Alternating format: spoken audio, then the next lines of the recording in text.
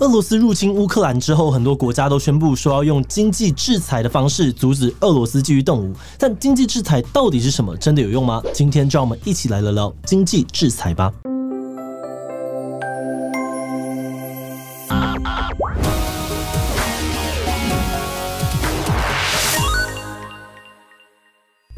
Hello， 大家好，我是志祺。从俄罗斯入侵乌克兰开始，经济制裁这个词开始出现在很多新闻报道当中。除了西方各国，就连台湾也对俄罗斯进行经济制裁。但我们很好奇的是，经济制裁真的可以阻止战争吗？以前有没有成功案例？有些人说这个做法伤敌1000，自损800，这又是真的吗？开始讨论这些问题之前，按照惯例，先来一段工商服务时间。你的提案简报常常让主管或是客户觉得很没重点吗？不管在哪个领域工作，只要你有资讯整理、沟通表达需求，那就不要错过今天要介绍的资讯结构乘以视觉化设计即学即用的图像资讯表达课。这堂课不只会教你思考架构，而且也有实际操作练习，另外还会提供资讯设计模板，让你可以实际运用练习，生动传达自己的资料跟想法，进而提升专业感。现在购买课程就可以享有低于43折的募资优惠价，而且使用我们的专属优惠码SHASHA77还可以再折300。这么好康就不要再犹豫了，赶快点击下方的资讯栏去看看更多课程的相关资讯吧。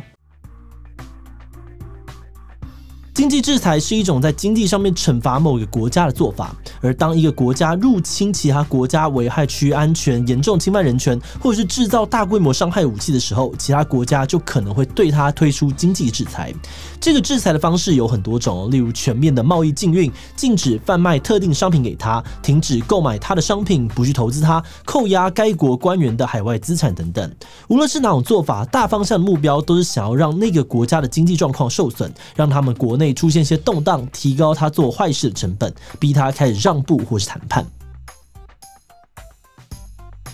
在现在的时代，一个国家如果无法自由的买卖商品，那它的经济通常就会大幅的受挫。有一项研究显示，曾经被美国还有联合国经济制裁过的国家，平均每年 GDP 的增长呢会下降 3%， 而且平均会持续10年。10年后的 GDP 呢，平均会下降 25.5%。而除了经济下滑之外，无法买卖商品的另外一个具体伤害就是买不到武器跟高科技产品，有的时候甚至会买不到基本的能源、原物料，整个国家会严重的无法正常运作。而人民的生活也会变得相当的困苦，所以有人认为经济制裁跟古代的围城有一点类似。古代军队如果没有办法很快的打下某一座城市，他们就会围住那座城，阻止货物的进出，断绝他们跟外界的联系，逼他们撑不下去，被迫投降。虽然现在的经济制裁不是用军队进行但目的同样是想要逼对方坐上谈判桌。但现实状况真的有这么美好吗？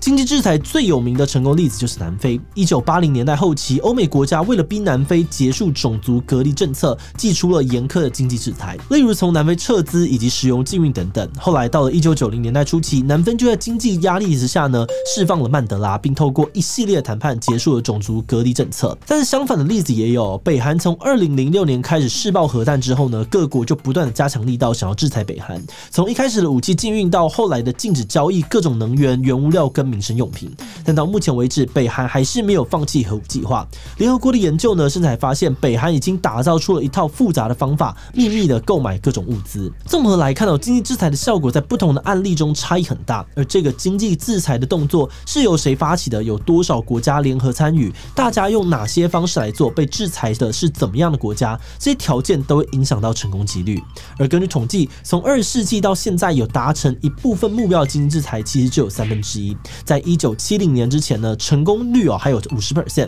而1970到1990之间却只剩下 21%。也就是说，年代越后面，经济制裁要成功就越来越困难了。这又是为什么呢？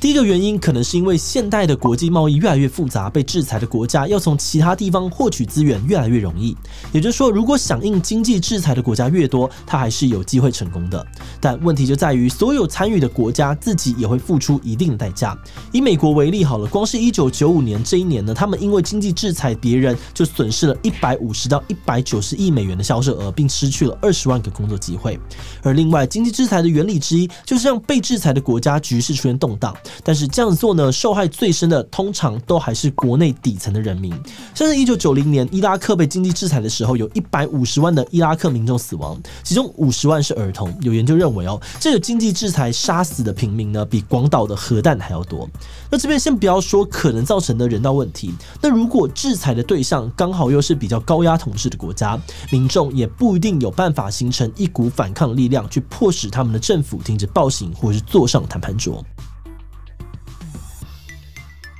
相信听到这里，大家心里可能都有个底了。目前大部分的专家都认为，要靠经济制裁就让普丁退兵，成功率并不高。即使目前大家所使出的制裁力道其实蛮强的。一开始，欧美就对俄罗斯很多重要的银行采取行动，让他们持有的外汇几乎无法使用，也透过各种方式让俄罗斯呢，他们很难跟其他的国家进行贸易。而在个人的部分，包含像是普丁还有很多的高官，海外的资产都被冻结，很多国家也都不让他们入境。还有很多大型的公司，像是 Visa、Mastercard、Apple、Google、PayPal 都终止了俄罗斯使用他们的支付服务。另外，很多的民生或是科技产业，像是麦当劳、肯德基、IKEA、Amazon、台积电、Intel、AMD 也都暂停了在俄罗斯的经济活动或是业务。这些经济制裁呢，让俄罗斯的股市在他们入侵的当天就暴跌了39%，然后休市直到现在都还没有完全的恢复正常运作。而日常的民生物资呢，也增加了大约2%左右。这些数字在现代都非常的罕见，有人还开玩笑的说，这样下去，俄罗斯可能会被打回苏联时代。但就算是这样子经济制裁还是很难成功的原因之一，就是普丁似乎早有准备了。首先，在经济的部分，有人指出，从2015年开始，普丁就不断的透过贩卖石油还有天然气，快速的累积了一定数量的外汇储备。而且，当大家都在用美元当外汇储备的时候，普丁却不断的降低他们持有美元比例，改为大量的持有人民币。那现在，俄罗斯主要出口的能源还有粮食，也都有中国愿意跟他们买。所以，不管是从平常的交情或者是经济的考量来看，中国要加入制裁的可能性实在不高。而另外，连欧洲国家自己也非常仰赖俄罗斯所输出的石油还有天然气。有专家认为目前俄罗斯手中的货币呢，可能还可以撑个几年，但欧洲能源只能够撑几个月。所以如果他们要长期的抵制俄罗斯，就会付出非常惨痛的代价。因此，很多民主国家本身也并不会那么的支持他们的政府去做这样子的制裁。有人是因为怕自己被搞垮，也有人呢是不想要看到俄罗斯的底层人民因此过得越来越苦。那说到这里，那俄国的民众他们又是怎么想的呢？